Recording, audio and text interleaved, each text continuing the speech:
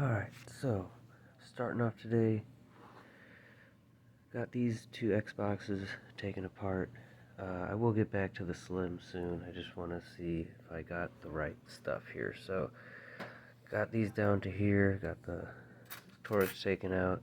This was the cleaner one with the HDMI. I mean, it still had the warranty sticker on it I had to take off. It's very ugly to take apart an old Xbox 360.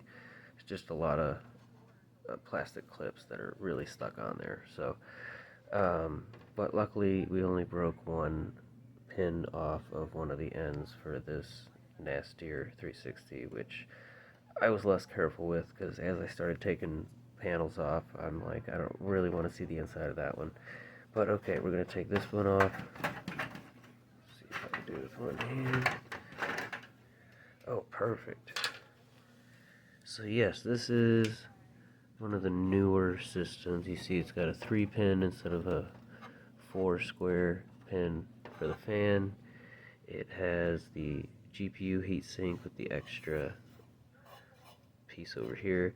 It even has the newer heatsink over here, which is a lot just newer looking actually. The old one just kind of looked more like this. It'll probably actually be in this 360 here, which this one it looks like has been taken apart before, so we'll see what's going on there. But for starters, this is the one I'm looking for, I'm pretty sure. Philips with the protruding circle up here. The other one, the Hitachi, and I think whatever the other one is, BenQ maybe? Or no, actually, this is Philips BenQ. Whatever the other one is, Hitachi and something else, where the whole top is just totally flat. And that's not going to fit with mine. But this one should work perfectly. The only issue is I feel like this one would be an easy fix, and I don't really want to take that away from it. But we're still going to do that for now. And then we'll pop open the other one and see what we got going on. Okay. Well, here we go with this one.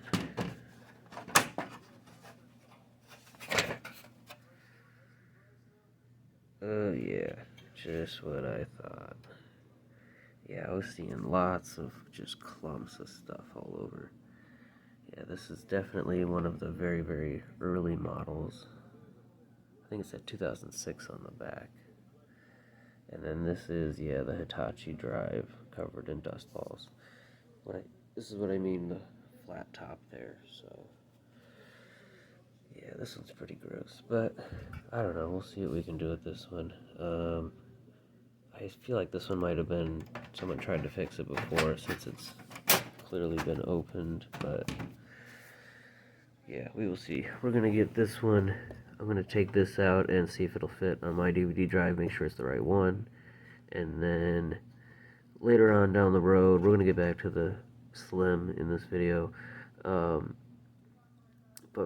later on, we're going to get a heat gun to these motherboards, this one and this other one, and probably even the old 360 Slim one that I'm taking out. Just see if we could fix them. Yeah, so moving on. Alright, so we got DVD drive from our donor Xbox Red Ring of Death taken apart, and it is different than mine. This board takes up the whole backside, and the board is actually part of where the screw goes. So, however, I was still able, the bottom was a perfect fit, the top seemed to be a perfect fit. As you can see, these plastic pieces are a little thicker, while these are a little bit thinner and then have the board there, so I think that makes up for that space. Now, other good news, I think that the ghost case cover was actually made for this exact drive because it lines up perfectly with these holes here, these little pegs, and then these things fit right between there on both sides. It still doesn't really fit that well, but let's pop it in real quick, and even though this one, hopefully it lets me open the drive, it should. Yeah, let's give it a try. Alright. I kind of messed with this a little bit, try to get it as center as I could. I turned it on once, and it did make a slight noise, but not as nearly as bad as it was on the other drive. And so I tweaked it a little more.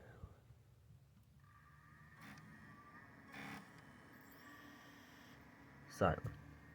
So right where it is now, I still want to glue it in place just to make sure it doesn't move at all, because if it's slightly off, this will rub on there. And as you can see, it has the 3 red lights. So anyway, at least we'll have something that works on here still, if we can get this motherboard to work. And this will be another project, probably after the Slim. Alright, we got the Slim back out.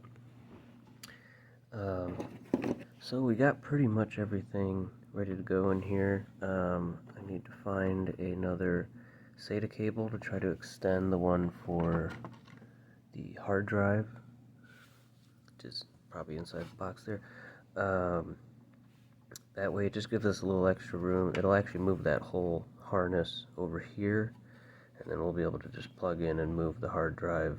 Before, it was barely able to get past the DVD drive, but with that extra length we should be able to move it wherever we need to. And then next step is to install the UV cold cathodes. Oh boy. Alright, so here's our dual inverter. Now I don't think I'll even be able to fit both of these in here unless I put one like on the outside somewhere. But the problem is still with this giant inverter. So I went ahead and ordered, and again I'll have to wait a couple days for it. It's a single inverter, should be way smaller, and it's also sound activated. It's clear with a blue LED in it, so it'll match the whole thing we got going on here. And then I plan on just putting the one tube about right here. And if not, it'll be maybe farther to the back, right above the ports. And but I want to wait till I get that inverter first, so I can figure out exactly where I can fit it. If it's small enough, maybe I can fit it underneath. There's a big open cavity here below the fan tunnel. I mean, it's there for a reason, for cooling, but obviously we've got the water block, so I shouldn't be that worried about it. Alright, let's see if we can get a SATA cable, which I can just take one out from another Xbox, or probably that crappy one, the fat from earlier. I'll probably just use that one, and then we'll get that put in and see how much extra space we have. Alright, I got this stuff taken out of the way for us. Now the fan does fit over this, however, I put these zip ties on and I need to have them facing the other way because of those it doesn't fit. But I also figured I need to put in the temperature sensor. We're using that orange one I opened up earlier. However, I'm going to take that sensor out and use this one. I guess you won't really see it much anyway, but I'm just going to use this one because it's blue, UV blue. Then we have these cables that run around this way. They can fit underneath the case, and then they'll wind this way. Obviously the sensor is going to go around. I've got it underneath the water block, turned to the side so it's pressed up against it, and then this is going to be held in place by the DVD drive, so it's not gonna, I'm not worried about it moving. And then the power cables are going to the DVD drive, so I'm gonna have to, I don't know if I put in some kind of connector or if I just splice them in there, so I'll have to see if I need to cut out the blue one that was in there in the video. It has the dial. This one's just a regular digital orange. Alright, looking at our wiring here, so this temperature sensor, it doesn't have a plug for the sensor. It also has, if I can find it, this is the probe for it. So the flat sensor is a lot nicer, it can fit all the way under there. This one can't, and I'm worried if it touches something it shouldn't, it might short something, I don't know. So it looks like I have it just spliced right in. This is our DVD drive cable. I believe this one, I don't know if this came with the Fat 360 Ghost case, but it's the all clear one. It already had 2 wires spliced out of 12 volt and ground because it came with a set of crappy LEDs, but I just spliced into that and added my own. Again, these are LEDs that I always used to use, but they're getting harder to come by. This is just blue LED strip. They're meant for cars. You usually get them at like the automotive section. And they're just 12 volt LED strips. They got all different colors. They got brighter ones. I mean, I don't know if they do anymore. Everything is, you know, RGB or USB or something like that. Anyway, and then I spliced in this blue wire, which is 5 volts for the temperature display. And because the DVD drive is off when the system is plugged in, it's not like a standby 5 volts like it is in the PS3. So it just turns on with the system. But anyway, there's no ground wire. Ground wire was just taped to the chassis, which I'll probably change. And then the 5 volt is just, I assume, soldered in down here. So I'll just cut it somewhere else and splice in the 5 volts for the orange sensor. And then also coming off of this, this is just tied together. This red wire is going to the blue one for 5 volts. That it's not actually connected to these. But coming off of that 12 volt and ground that was already there, we spliced in these two. And this one is a 3-pin connector for the pump, and the other side is the LED strip. So I'll probably end up cutting out this LED strip to power the inverter for the cathode, and then this one I gotta leave obviously for the pump. The plug is really necessary for the pump so that I can test everything out without having to run the pump, or even I guess putting it on a switch would be nice, but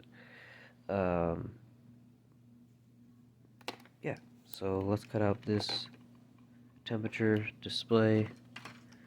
It's already in a 4-pin. Maybe I'll turn this into a 4-pin connector, or if I have a adapter cable, then we'll just probably use that. So then we can use the 4-pin also for the cathode inverter.